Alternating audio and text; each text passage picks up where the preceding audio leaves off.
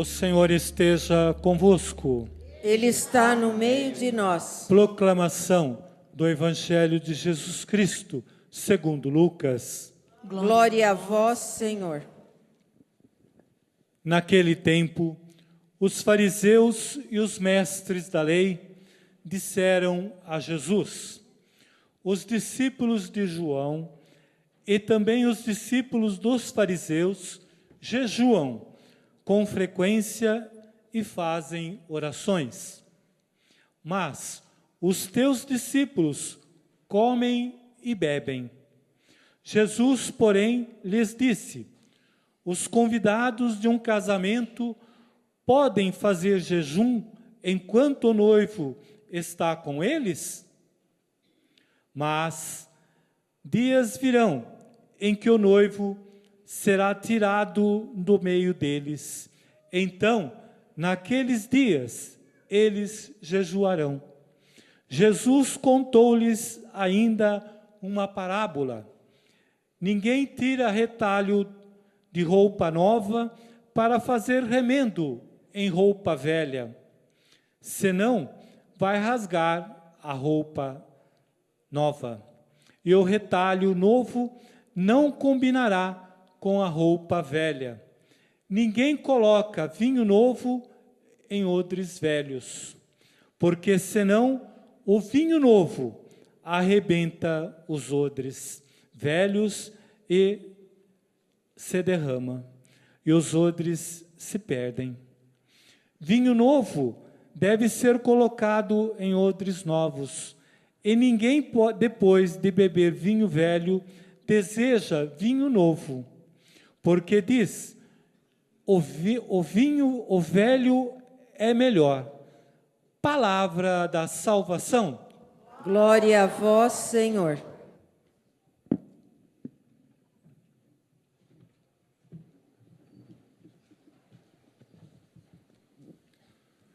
Louvado seja nosso Senhor Jesus Cristo. Para sempre seja louvado. Meus irmãos e irmãs, com alegria nós nos encontramos novamente reunidos em torno de Jesus Cristo. Ele é o centro da vida de fé, da vida da comunidade que crê. Jesus está no meio de nós, vivo, e Ele nos alimenta com o pão da palavra e com o pão eucarístico, seu corpo e sangue, nosso sustento. Na primeira sexta-feira de cada mês, fazemos a recordação do coração de Jesus, manso e humilde. O coração de Jesus nos atrai no amor. E este coração que pulsa intensamente porque nos ama, sofre por nós, se entrega por nós na cruz e sempre de novo no altar, na Eucaristia. Jesus nos ama, se entrega e se sacrifica por todos e por cada um de nós.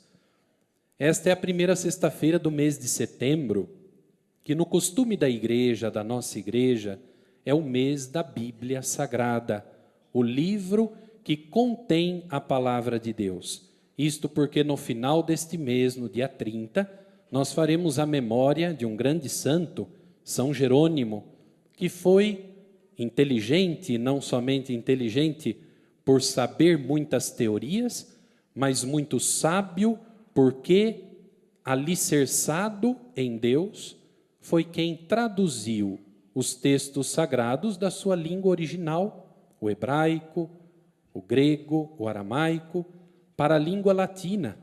E do latim, a Bíblia Sagrada foi traduzida em todas as línguas, de tal maneira que todas as pessoas podem ouvir, acolher, entender e praticar a palavra de Deus.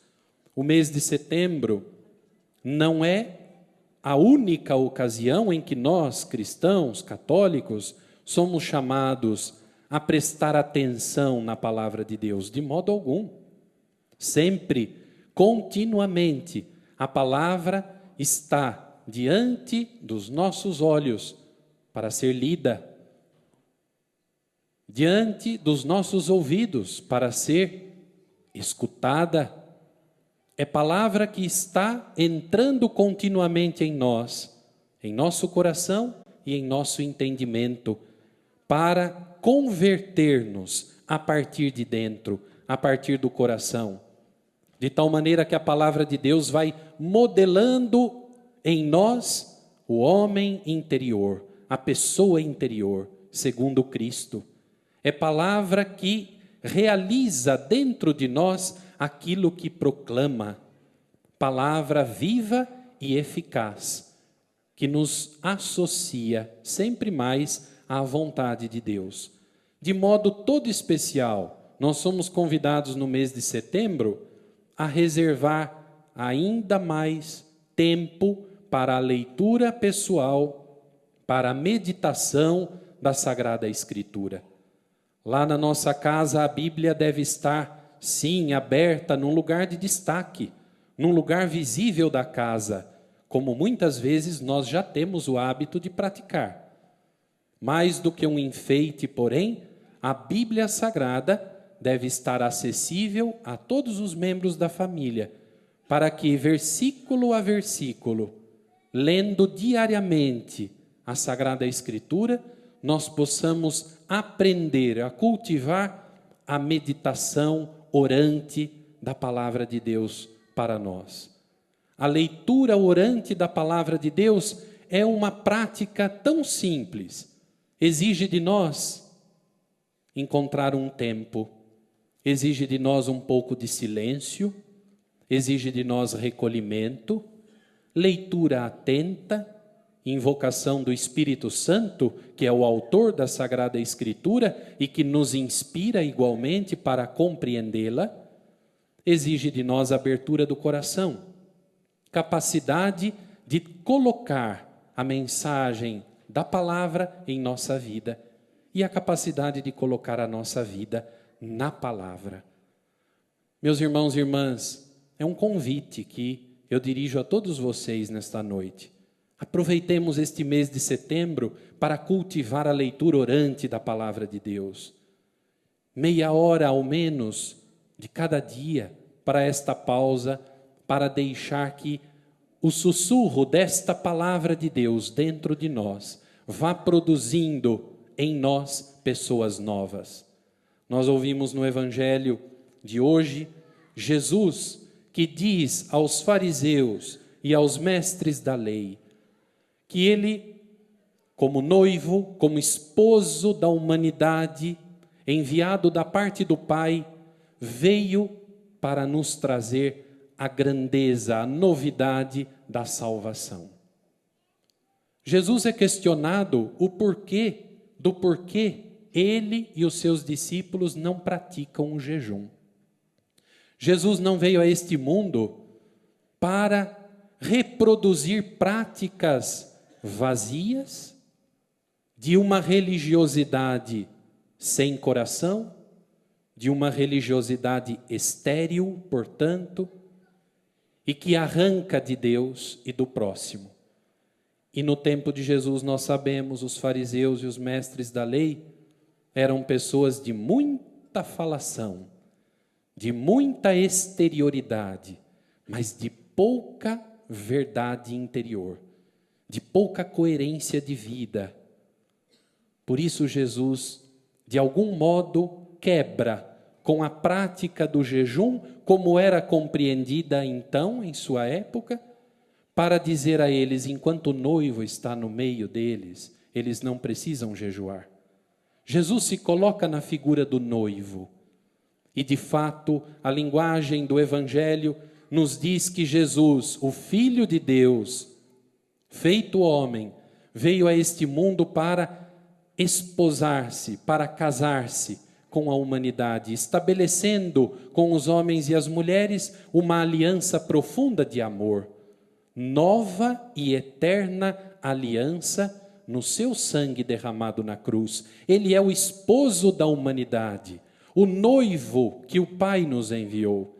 Ora, enquanto ele está presente e comunicando a todos os homens e mulheres a sua palavra, não existe lugar para a penitência, e o jejum é uma prática penitencial em vista da conversão do coração, do perdão do pecado. Jesus diz, enquanto eu estou vivo no meio deles, não é preciso o jejum. E assim nós sabemos, a nossa igreja consagrou a prática do jejum num momento em específico, muito forte no calendário litúrgico. Os dias da paixão do Senhor, sobretudo a sexta-feira da paixão do Senhor, quando de algum modo, por conta dos nossos pecados, o Filho do Altíssimo nos é tirado. O jejum é uma prática penitencial. Nós recorremos a esta prática todas as vezes que é preciso fazer penitência, pedir perdão a Deus para mudar o coração. O jejum é o abster-se de tudo aquilo que pode nos desviar das coisas fundamentais, para curar em nós os exageros do paladar, para reeducar em nós o homem interior alimentado mais do que tudo no pão da palavra de Deus. Não só de pão vive o homem, mas de toda a palavra que sai da boca de Deus. Jesus espera corações verdadeiros. Jesus espera corações abertos para acolher a sua novidade. E não pessoas que pratiquem mecanicamente atos de aparente fé, mas de vazio interior. Por fim, no Evangelho, Jesus ainda diz: ninguém tira retalho de roupa nova para fazer remendo em roupa velha. E do mesmo modo, ninguém coloca vinho novo em odres velhos. Odres eram recipientes de couro, não? Onde se conservava o vinho. Ora, com esta linguagem figurada, Jesus está dizendo que Ele mesmo, Filho de Deus, não veio a este mundo para colocar em nós um remendo. Jesus não veio remendar em nós o que estava defeituoso, nem veio jogar fora o que é velho. Ele veio transformar o que é velho em algo totalmente novo. Percebamos bem a sutileza da palavra que Jesus nos transmite. Ele não veio, repito, remendar o que é velho, que continua, portanto, a ser velho. Ele não veio jogar fora, de modo total, o que é velho, para trazer algo totalmente novo.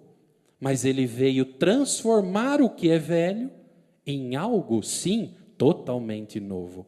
Porque ele, em seu amor, faz novas todas as coisas. Olhemos para dentro de nós. Busquemos a verdade em nossas vidas, a justiça. Sejamos pessoas justas, coerentes com a palavra de Deus, desejosas com sinceridade de viver o que Jesus nos ensinou. Busquemos deixar que Ele faça a sua obra de amor em nós, que sejamos renovados totalmente em seu amor. Só Ele pode fazer novas todas as coisas em seu coração misericordioso e bom. Louvado seja nosso Senhor Jesus Cristo.